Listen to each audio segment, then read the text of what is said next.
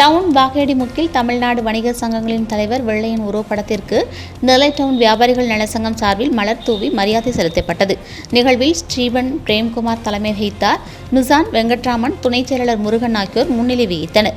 சட்ட ஆலோசகர் ஜாகிர் ஹுசைன், முகமது யூசுப், துணைத் தலைவர்கள் கணேஷ், இமானுவேல், வழக்கறிஞர் சுவாமிநாதன், ஐயப்பன், குணசேகரன், நயன்சிங், விநாயகம் மற்றும் நிர்வாகிகள், உறுப்பினர்கள் பலரும் கலந்து கொண்டு திருவுருவப்படத்திற்கு மாலை அணிவித்து மரியாதை செலுத்தி மௌன ஊர்வலமாக சென்றனர்.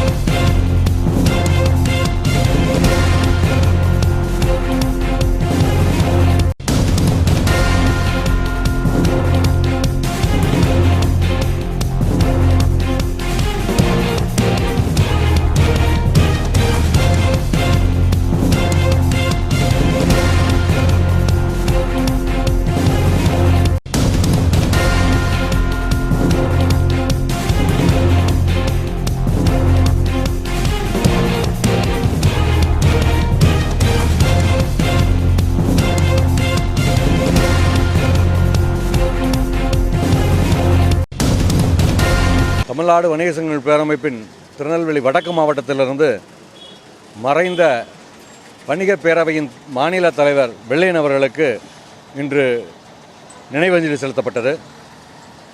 வணிகர்களுக்கு இன்று ஒரு அடையாளமாக திகழ்ந்தவர் வெள்ளையன் அவர்கள்.